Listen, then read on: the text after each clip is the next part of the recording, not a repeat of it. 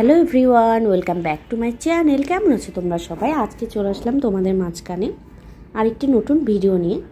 আজকে আমি তোমাদের সাথে আরেকটি ছোট্ট রান্নার একটা ভিডিও তোমাদের সাথে আমি শেয়ার করব। এটা কিন্তু ফুল রেসিপি ভিডিও না, জাস্ট আমি রান্না করেছি সেটাই আমি তোমাদের সাথে শর্ট করে শেয়ার করব। তো এখানে আমি আজকে রান্না করছি টমেটো দিয়ে তেলাপিয়া মাছের ঝোল। ফার্স্টে এখানে আমি কড়াইতে তেল দিয়েছি, তার ভেতর জিরা, তেজপাতা, তারপরে হচ্ছে গরম মশলা আর 2-3টা লবঙ্গ দিয়েছি, গোলমরিচ দিয়েছি। সেটা একটু হালকা ভেজে উঠলে তার ভেতরে আমি দিয়ে দিব পেঁয়াজ আর রসুন। এগুলোকে আমি এখন হালকা বাদামি করে ভেজে নিব। এটা কিন্তু বাদামি করে না ভাজলে এটার একটা যে ঘ্রাণ বের হয় এটা কিন্তু অতটা মজা লাগবে না মশলা কষালে। তো এই দেখো আমি কিন্তু হালকা বাদামি করে এটাকে ভেজে নিয়েছি। তারপর এর ভেতর দিয়ে দিব আমি হলুদ গুঁড়া, তার পরিমাণ মতো দিয়ে দিব লবণ। এখানে আমি হালকা লবণ দিয়েছি জাস্ট পেঁয়াজটা ভাজা হওয়ার জন্য এবং সেদ্ধ হওয়ার জন্য। তারপর দিয়ে দিলাম হলুদের গুঁড়া। এখানে আমি হলুদের গুঁড়া দিয়েছি 1/2 চা চামচ। এই দেখো আমার পেঁয়াজ কিন্তু অনেকাংশে ব্রাউন হয়ে গেছে। তারপর আমি দিয়ে দিচ্ছি অল্প একটু জল, তাহলে পেঁয়াজ কিন্তু খুব ভালোভাবে সেদ্ধ হবে। না হলে কিন্তু যে টমেটো দিয়ে আমি রান্না করব পেঁয়াজ কিন্তু ভালো লাগবে না পরে গোটা থাকলে। তো এইভাবে রান্না করলে পেঁয়াজটা একটু তাড়াতাড়ি সেদ্ধ হয়। এই যে দেখো মশলা কিন্তু কষানো হয়ে গেছে, তেলও কিন্তু বের হয়েছে। মশলা কষানোর কিন্তু ফার্স্ট শর্ত হলো তেল যখন বের হবে তখনই দেখবে যে মশলাটার ভেতর থেকে ঘ্রাণও বের হয়েছে এবং মশলাটা খুব সুন্দর করে আর কি কষানো হয়ে গেছে। তো এখানে আমি হালকা একটু ঝোলও ছিল, তার ভিতরে আমি টমেটোগুলো দিয়ে দিচ্ছি, তাছাড়া সেদ্ধ হবে না। টমেটোগুলো আমি আজকে হালকা ভুনা ভুনা করে নিচ্ছি আর লবণ দিয়ে দিব পরিমাণ মতো স্বাদ অনুযায়ী। তারপরে এর ভেতরে দিয়ে দিচ্ছি আমি জিরার গুঁড়ো দিয়ে এটাকে আমি নেড়ে চেড়ে নিব।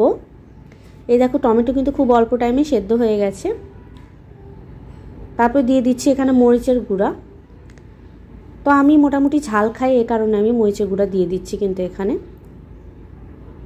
এখানে 2 টেবিলস্পুনের মতো আমি 2 টিস্পুনের মতো আমি এখানে মরিচের গুঁড়া ইউজ করেছি। তারপরে এই যে দেখো আর একটু কষিয়ে নিচ্ছি, আর একটু ভুনা ভুনা করে নিচ্ছি। যত এখানে কষাবে ভালো লাগবে খেতে, যেহেতু এটা পেঁয়াজের তরকারি। তারপরে এখানে দিয়ে দিচ্ছি হালকা ঝোল। মশলা কষানো হয়ে গেলে হালকা ঝোল দিয়ে এখানে নেড়ে চেড়ে নিব। এখানে পরে আমি আরেকটু ঝোল অ্যাড করেছি, যেহেতু একটু জাল দিলে কিন্তু ঝোলটা একদমই শুকিয়ে যেত। এর ভেতর মাছগুলো আমি দিয়ে দিয়েছি। ঝোলটা ফুটে উঠলে আমি এর ভেতরে দিয়ে দিয়েছি মাছগুলো। এর ভেতর কিন্তু তোমরা ধনেপাতাও দিতে পারো। আমার সেদিন বাসায় ধনেপাতা ছিল না, তো আমি দেইনি। আমার সব তরকারি তো ধনেপাতা খাওয়া খুব ভালো লাগে, আমার কাছে ভালো লাগে, তো দিতে পারো। ধনেপাতা দিলে কিন্তু আলাদা একটা ফ্লেভার হয়, খুব ভালো লাগে। আমার এই যে মাছের তরকারি কিন্তু আমি নামানোর আগে দিয়ে দিয়েছি একটু গরম মশলা। এই যে আমার টমেটো দিয়ে তেলাপিয়া মাছের ঝোল কিন্তু রেডি। তোমরা অবশ্যই বাসায় ট্রাই করে দেখতে পারো, এভাবে পাকা টমেটো দিয়ে খুবই খেতে ভালো লাগে। তোমরা যদি বাসায় ট্রাই করে থাকো প্লিজ জানিও আমাকে কেমন হয়েছে রান্না। তারপরে আমি এখানে করব হচ্ছে কলা ভাজি।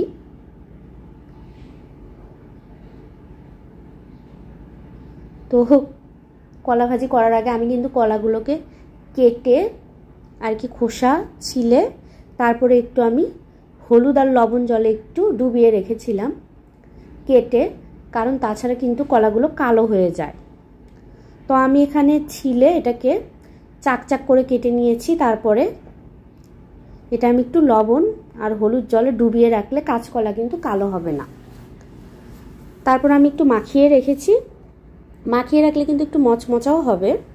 কড়াইতে তেল গরম করে তার ভেতরে আমি কাঁচকলাগুলো দিয়ে দিব। আজকে আমি একটু মচমচা করে ফ্রাই করব কাঁচকলাগুলো, আলুর পাঁপড়ের মতো আর কি, ভালো লাগে খেতে। তো এটা একটু ভাজতে টাইমই লাগবে। তো তোমরা জানিও আজকের ভিডিওটি তোমাদের কেমন লেগেছে। সরি আমি তোমাদের ফুল মানে ফ্রাই করা ভিডিও দেখাতে পারলাম না। আমার জাস্ট এই যে দেখো হালকা ফ্রাই হয়ে গেছে। আমি একটু ধীরে ধীরে ভাজছি। জানিও কেমন লাগলো এবং কি কি ভিডিও দেখতে চাও সেটাও জানিও, এবং ভিডিওটি ভালো লেগে থাকলে প্লিজ একটি লাইক দিও, চ্যানেলটি সাবস্ক্রাইব করো। বাই।